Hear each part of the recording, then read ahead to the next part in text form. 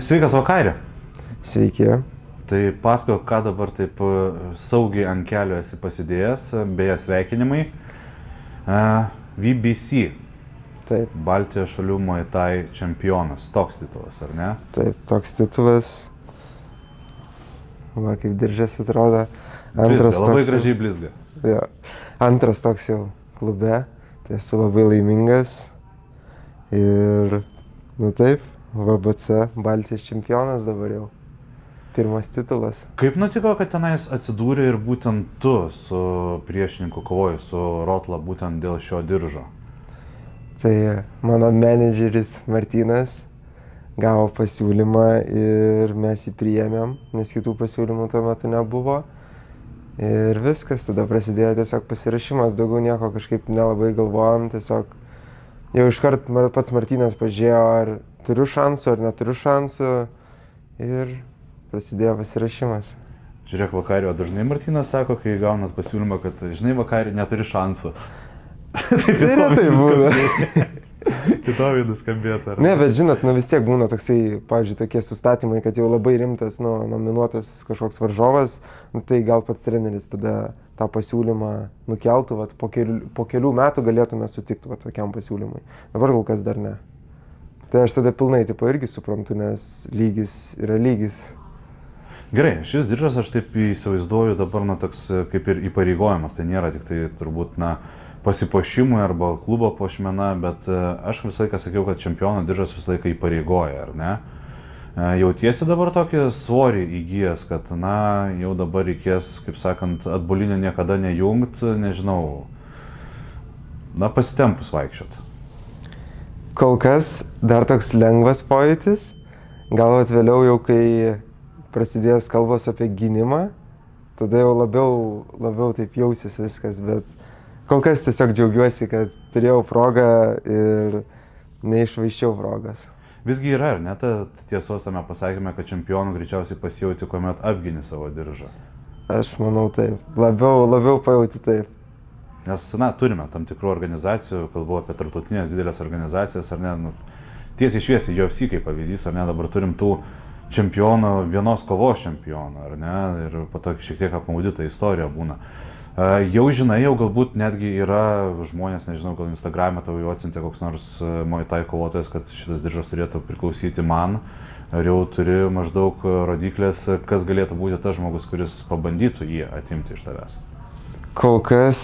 Aš žinau, kad savaitę prabėgo dar tik tai, ar ne? Jo, tik savaitę, tai kol kas jokių apart sveikinimų negirdėjau pasiūlymų, nemačiau, bet jeigu atsiras, tai apsvarstysim ir priimsim. Kur jau esi prasiėjęs su šito diržu? Kiek suprantu, iki parduotuvės neėjai dar, ar ne? Per petį persivedė? Ne, per petį dar ne. Vat jeigu apsiginsi, tada galėsi eiti. Buvau pas fotografą ir univere. Nes, viskas. Tiesiog į paskaitas nuėjai ir per tarp paskaitų pasišvaistai šiek tiek diržu? Ne, paprašė kursiokai, kad atsinešiau, parodyčiau, kaip atrodo. Vis tiek tikrai nematė ir visai pasiekimas jau. Tai vat, nustebinau. Kaip vertini pats visą kovą su Rotla? Pats likai patenkintas? Aš suprantu, mes pradėjome apie tai, kad Martynas įvertino, vyko pasirengimas. Į kovą išeini, bet kartais būna, kad nepaeina. Mes po to prieisim prie tos kovos, kuri galbūt tau nepaėjo UTMA organizacijų ar ne paskutinė. Čia, likai patenkintas savo pasirodymu, viską pavyko įgyvendinti? Aš esu labai didelis savikritikas. Varyk.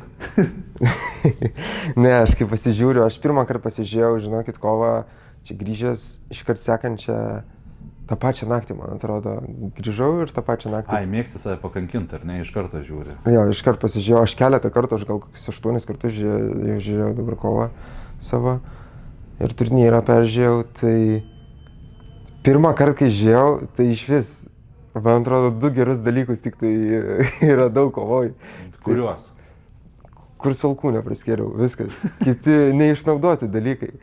Aš visada taip, žinokit. Ja, aš vėliau, antrą kartą, trečią kartą, tada pradedu žiūrėti tik tai į savo, ką aš padariau. Tada žiūriu, ką priešininkas man padarė ir taip vertinu. Nes pirmas įspūdis tai buvo toksai, blema. Tai ne viską išnaudojom tą, ką ruošėm, bet ir neužteko laiko, sakyčiau. Nu, antram raunde pasibaigė įpusėjus, man atrodo, antram raunde, tai net negalėjau visko spėt parodyti, nes jeigu viską parodysiu pačioj pradžioj, tai nebeliks ką rodyti visus likusius raundus. Tai, bet pats vertinu neblogai. Pirmas toks normalūs praskelimai. Anksčiau būdavo, kad, man praskelia antakiai, galva ir, su alkūnėm dirbu, mėgstu alkūnės, bet taip vis kažkaip neužkabindavau to kampo ir šičia buvo toksai. Užteko va šičia biški kraujo pamatyti, kad viskas išsijungė, mačiau tik kraują. Užveda, ar ne, tai Muay Thai kovoje? Jo, aš visiškai sakau, pačioj pradžioj viską, klausiau, ką man kalba treneriai, ką sako, ką daryt, ką mes atidirbinėjom, labai viskas. Ta, ką atidirbinėjom, viską puikiai atsiminiau, ką daryt. Tik tai kelių momentų, nepavykdavo vis išnaudot, nes ir distancija neblogai laikė, ir biškai toksai žemesnis, tai visai greitas buvo. Ruošiamės, kad labai stipriai dirbs su rankom. Manėm, nes buvo kelios kovos, kur manėm, kad labai stipriai su rankom dirbs. Ir gavos atvirkščiai, su kojom. Ir rankos buvo toksai tik kaip priedas. Tai planas tiesiog pačioj kovoj keitėsi ir viskas, teko prisitaikyti. Ir kadangi žemesnis, tai visada reikia kažkaip biškį alkūnę prakišti, nes Muay Thai kova, keliai, klinčas. Pačioj pradžioj labai puoliau staigiai klinčą. Jeigu žiūrėt kovą, tai čia buvo grinai tam, kad rankas nuvargint. Bet tų rankų kaip nebuvo, taip nebuvo. Tai va taip pat. Esu labai laimingas. Ok, grįžtam, jeigu mes jau kalbam apie tavo tą savikritiką, mes turbūt grįžtam į tai, kas buvo paskutinė kova tavo UTMA. Tuomet susitikai su Čerkesovu. Ir kažkaip, ganėtinai drąsiai visi mane ir laikė turbūt tave favoritu, ar ne, galbūt šiek tiek ir nuvertino tą patį Čerkesovą. Toje kovoje man kažkaip pasirodė, kad ten tave labai greitai prigesino ir tu savęs būtent nesugebėjai atrasti. Nežinau, pirmą kartą aš galbūt Vakarį Didiką mačiau tokį pasimetusi. Tiesa, kas tenais nutiko, nes mes taip ir nekalbėjom po tos kovos, nebuvom susitikę. Kai yra planas ir planas nevyksta, aš šiaip visada būnu toksai, įeini į ringą, tai viskas, chaosas, bet dalis vis tiek plano smūgiai, kombinacijos, kojų nepamirštat. Bet per tą chaosą būna taip, kad pačioj pradžioje aš irgi labai buvau pasitikintis tuo metu savim ir labai norėjau su rankom labai dirbti. Ir man tas backfire'ino man, nes aš variau su rankom ir rankos pradėjo pumpuotis. Ir tada viskas, likau tik tai ginti su rankom. Treniruotėse yra vienaip, sparinguose antraip, o varžybose trečiaip. Tai va, taip ir gavosi. Ir tada jau gavosi toksai, kad apsiginu ir po vieną smūgį atsakau, tai taip ir vertinu savo kovą tą. Bet, lengvų varžovų nebūna ir kažką išmoksti, treniruojasi, tobulėji, kad tu klaidų nebekartot. Ar teko stebėti vėliau kovą Evaldo Balsio prieš tą patį Čerkesovą? Jo, žiūrėjau. tą turnyrą, kur dabar buvo, tai stebėjau. Pakomentuot? Žinoma, aš taip, kukliai jau galvoju, kad tu taip lėtini tempą, galvoju, man reikės čia tave paraginti ar ne. Nes aš žinau, kad Evaldas Balsys yra vienas iš tų kovotojų, kuris yra tave įvardinęs, kad norėtų su tavim susitikti ir jam būtų tikrai įdomu, tai dėl to man taip, iš karto modeliuojasi. Aš suprantu, kad su Čerkesovu irgi galbūt nebaigti reikalai, pačiam galbūt, verda tas, kad norėtųsi to revanšo. Bet Evaldas Balsys, tikrai dabar įspūdingai, visą laiką Evaldas įspūdingai, atrodydavo. Galbūt buvo tam tikrų paslydimų, dabar grįžta, dabar matysime dar vieną jo kovą. Tu kol kas toksai pauzės režime bent jau UTMA, ar ne, kontekste. Tai ką matėjai Evaldo Balsio ir Čerkesovo kovoje, kuriame prireikė ir ekstra raundą? Man labai patiko, abu aršus buvo ir Evaldas gerai labai dirba su rankom, jis labiau su rankom net negu su kojom. Ir pats Čerkesovas aukštesnis, man atrodo. Tai pačioj pradžioj viskas buvo taip, laikė per distanciją, viskas okei. Nu, smūgiai iš kojų vis tiek anksčiau ar vėliau visus palaužė, nesvarbu per kur mušite, ar per šičią, ar per kojas. Tai aš maniau, kad Čerkesovas taip ir bus pasiruošęs, bet Evaldas įeidavo stipriai su smūgiais ir kelis kartus prisispausdavo Čerkesovas, o vėliau gal treneriai pasakė atsakinėti ir kai persimušinėja smūgiais, tai Evaldas paėmė viršų tada.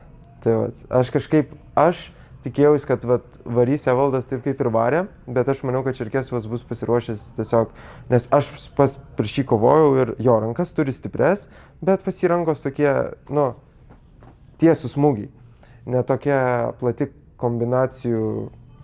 Arsenalas. Jo, arsenalas mažesnis ir maniau, kad su kojom labai sustabdys Evaldą, bet nepadarė to. Tai bet graži kova patiko. Ir aš dabar taip net susimaščiau, pas tave jau ten UTMI palikime, ten organizatoriai susidėlios, kaip nori matyti visą tą, kaip sakant, svorio kategorijos kilimą, bet aš žiūriu į tavo tą diržą ir aš taip galvoju, tai yra Baltijos, ar ne, čempiono titulas. Ar įmanoma tavo manimu, kad dėl šito diržo kautųsi du lietuviai, tarkim, kad tau gynimui būtų pasiūlytas kažkas iš lietuvių, Muay Thai taisyklės? Nes Baltijos, tai mes kiek tų Baltijos šalių turim, ar ne, 3 Estija, Latvija, Lietuva. Ir galbūt būtų įmanomas variantas kažko sulaukti ir iš lietuvių, kas galėtų tau pabandyti, įrodyti, kad yra vertesnis šio diržo. Dabar taip matytum, ką galėtum pats, negali sakyti, kad pats išsikviesti į tą ringą, bet... Tikrai lietuvių, kad kovotų šiam 6,7 kategorijai tikrai yra, su kuriais galėčiau sustot, ar Muay Thai taisyklėmis sutiktų. Tai šičia irgi pas juos klausimas, bet tikrai yra tokių, kurie galėtų kovot, kurie galėtų, tikrai galinčių yra, bet žiūrint tada, kur vyktų, nes jeigu vyktų užsienį, tai aš nemanau, kad ims antrą lietuvį, nebent jau čia koks trečias gynimas diržo ir tada, pavyzdžiui, lietuvių kažkokia organizacija, tarkim, UTMI, išsiperka tos visus dokumentus, diržą ir tada gali daryti tą renginį, tada jo, tokia galimybė būtų. Bet aš nemanau, kad sekant, gynimas dabar diržo, jeigu būtų, tai kad stočiau prieš lietuvį. Galiausiai bus koks Estas, gal Latvis, bet labiau, manau, Estas. Gerai, kadangi apie diržus mes paskaičiavom šitą, aš puikiai suprantu, ką tu pasakei ir greičiausiai mes, iš verslo pusės matome, ar ne, kad greičiausiai statyti Estijoje 2 lietuvius kovojančius dėl diržo patiems. Tai čia greičiau Lietuvoje, bet ir tai. Toks būtų sudėtingas, bet yra UTMI vienas čempiono diržas, ganėtinai ilgai kažkur kybantis, nekybantis, pas Vita Karosą jisai, bet ganėtinai ilgai, sakykime, turbūt negintas, ar ne, tas diržas. Nenorėtum pabandyti ten, nes tai buvo Arnas Kalasiūnas vienas iš variantų, bet tuomet Vitas Karosas turėjo sveikatos problemų ir vietoj 5 raundų kovojo 3 raundus. Pačiam domintų tas diržas? Tikrai domintų ir tikrai sutikčiau, tik vieną dalyką pakeist norėčiau. Duokit, kaip, pavyzdžiui, dalyk turnyre 8 ozų pirštinės. Aš su tom MMA pirštinėm, kadangi pats nesiruošiu, nedirbu taip, čia atskiras pasiruošimas, reiktų ir tų mėgėjiškų kovų tada prasivest, kad vis tiek pajaust. Aš negaliu taip tiesiog iššokt. Pasiruošiu mėnesį, tarkim, ir iššoku iškart profesionaliai ringą. Man reikia to augimo su tom pirštinėm, tai o kadangi jo tokio nėra, tai čia vienintelė problema, kodėl negalėtų dabar tokia kova įvykti. Tos mažos pirštinės, taip, į rinką pas mus, aš suprantu, Vonas, mes matome ten turbūt kiekvieną penktadienį tenais ir kažkurį šeštadienį.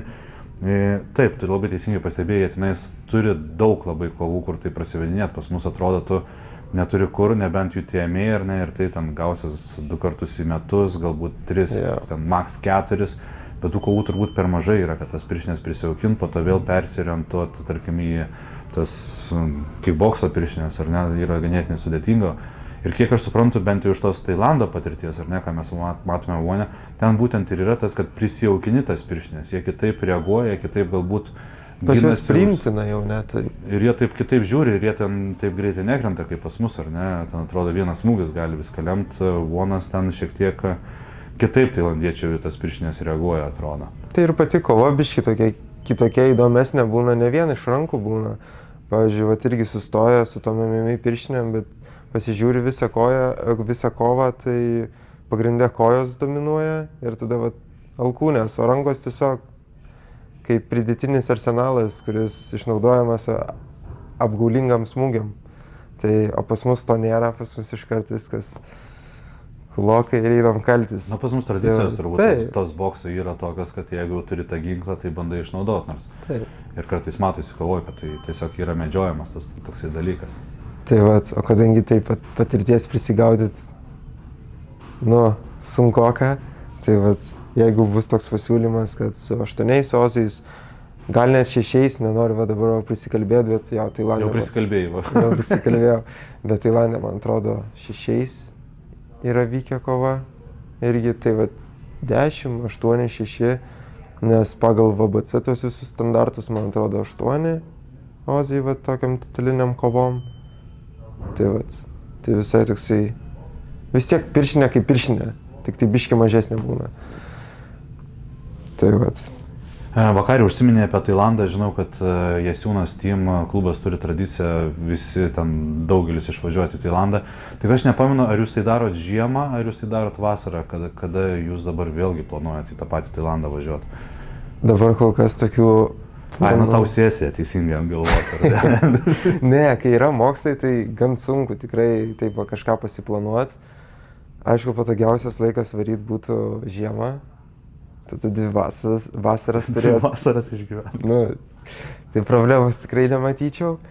Mes varėm tada vasarą, nes vasarą man ir kitiems sportininkam mokslų nebuvo, tai toksai lengvesnis laikotarpis, plus klube treniruojančių varė Greta, Martynas, tai šiaip vasarą mažiau treniruočių vyksta, nes visi žmonės kažkur tai išvyksta, tai dar kažkur. Ir taip galėjom tokią progą, kad didžioji dalis klubo varėm į Tailandą pasisem patirties. Tai tikrai norėčiau dar kartą pakartot. Bet dabar pirmą galvo, arba vasarą tektų varyt, arba pasibaigti pirmo mokslus. Žiūrėk, anksčiau Tailandas būdavo toksai, galbūt toks retesnis dalykas, arba nežinau, deficitas, ar tai buvo, mes kalbam apie kainas, dabar mes matom, kad daugelio pasirengimas, tarkim, netgi kickbokso kovoms, ar ne, daugelis išvažiuoja į Tailandą. Matome ir dabar besiruošiančius UTMI turnyrui, Tailande besitreniruojančius, taip, netgi kelis, ar ne, daugiau netgi kelis. Kame yra tas medus Tailande ruoštis? Ten tokie, sakyčiau, kovų menų sostinė vos ne. Nes visi kovotojai jau turi tą vietą kaip, nežinau, sakyčiau, kovotojų pasirašymo fabrikas koks.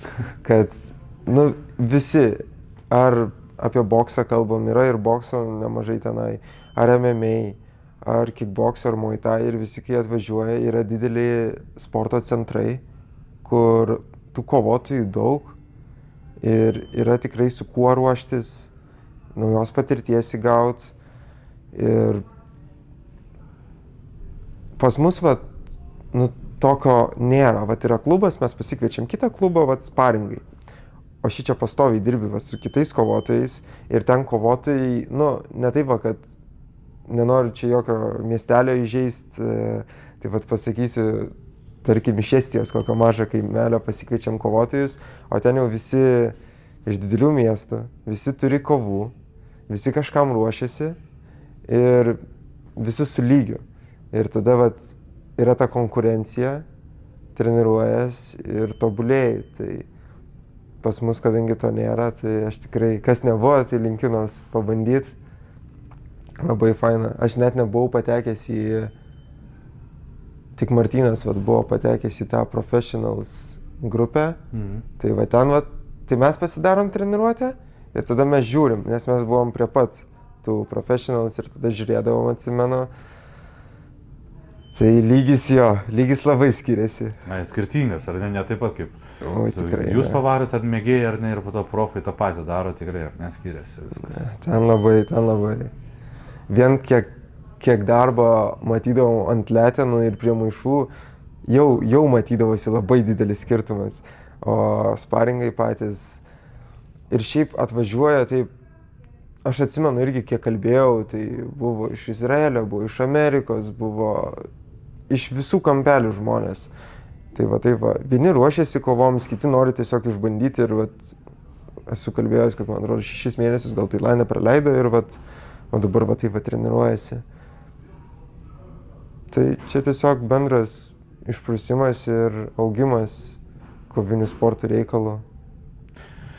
O vakarį, jeigu taip irgi turim tą čempioną diržą pas tai ant kelių, mes kalbam apie tą, kad į profesionalų dar treniruotės Tailande nepatekai. Ir greičiausiai kiekvieną kartą, kai darysim interviu, aš tavęs to paklausiu, nes kiekvieną kartą yra proga, kiekvieną kartą yra kažkoks žingsnis, ar ne? Dabar, ką įsivaizduoji savo karjeroje kaip aukštumą pačią tą didžiausią? Kiek interviu turėsim, gali būti, kad keisis tavo atsakymas, bet dabar, glostai tą savo diržą, ar ne, pakalbėjom apie Tailando, kaip sakiau, tą pro grupę, ar ne, į kurią norėtum greičiausiai patekti. Apie ką dabar svajoji? Pamiršk, kad tu dabar tausėsi ant nosies. Ko tikrai norėčiau gyvenime? Tai gal dar būtų galimybė, apsiginčyti tą diržą, tada gal kokį Europos VBC. Gal net būtų galimybė, apie pasaulio kol kas nesakysiu, bet... Kai turėsi Europos, tada pakalbėsim. Tai tada nebent. O gal norėčiau One Championship'e sukovot, tai tada patekčiau į tą grupę, nes ten visi treniruojasi tokiem turnyram, rimtiem turnyram. Tai gal būtų svajonė One Championship'e sukovot, rimtam stadione. Ir tada jau matysim. Nes jeigu jau ten sukovosiu, tai tada jau tikrai lengvai tikslus pasakysiu. Ok. Varkoju, tai ką vakarė, sveikinam dar kartą su čempionišku pasirodymu ir čempiono diržu pas tave ant kelių, ant juosmens, kur tik nori gali jį užsidėti, ar ne. Ir tada susimatom kitam pokalbiui jau turbūt su kitu diržu arba kita proga, ar ne, gera? Gerai. Ačiū labai ir geros dienos visiems. Iki.